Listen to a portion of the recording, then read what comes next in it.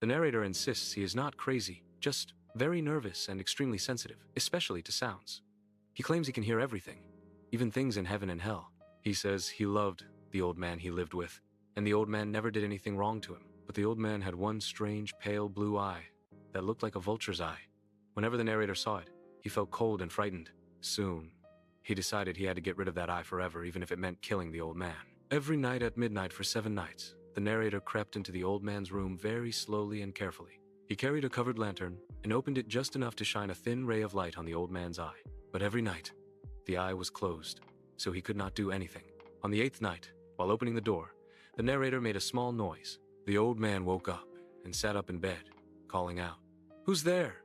The narrator stood perfectly still for a whole hour. Then he slowly opened the lantern again, and this time, the old man's eye was open, wide and terrifying. It filled him with anger. Then he heard the sound of the old man's heart beating soft at first, then louder and louder. The noise scared him because he thought the neighbors might hear it. Suddenly, he rushed into the room, pulled the old man to the floor, and smothered him under the heavy bed.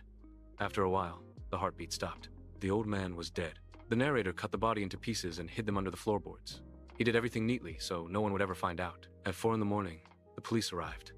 Someone had heard a scream, but the narrator acted calmly and let them search the house. He even made them sit in the old man's room, right above the hidden body. At first, everything was fine, but soon the narrator began to hear a faint, steady beating sound. It grew louder and louder. He became nervous, talked faster, and paced the room. The police didn't seem to hear anything, which made him even more terrified. The sound got so loud that he couldn't stand it anymore. He thought it was the old man's heart still beating under the floor. Finally, he broke down and screamed that he had killed the old man and told the officers to tear up the floorboards.